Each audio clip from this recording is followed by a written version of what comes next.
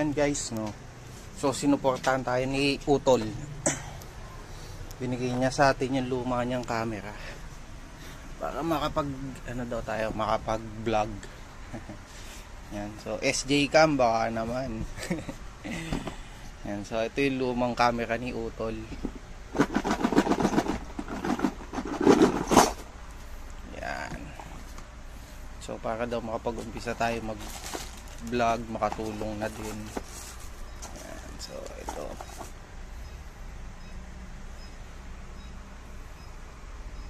Yun.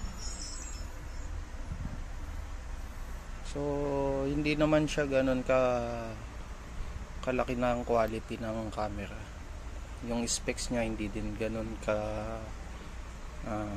kalinaw pa. Pero okay na. Makakapag-umpisa na tayo dyan. Yan. So madami na tayong magagamit. Yan, may battery, may memory card. Yan, may mga memory card siya. Tsaka yung mga equipments niya na para sa camera.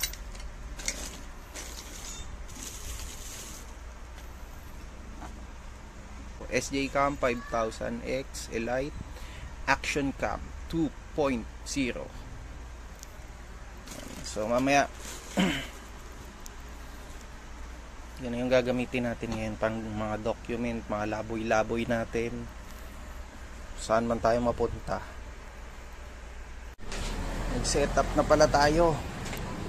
Dito. Sinet up na natin yung motor natin para meron ng pagkabitan ng camera. Ito yung camera na to. So meron na siyang kit.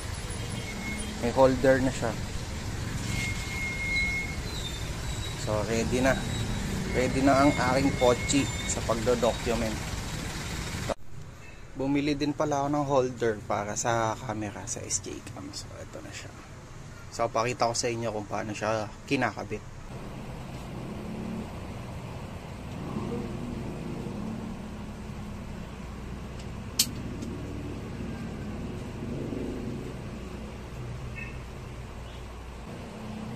Parang ito na lang.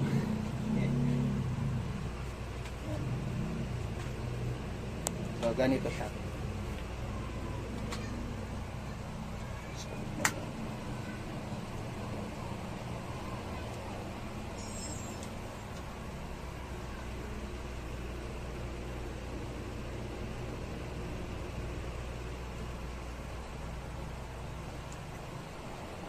Okay, rolling na siya.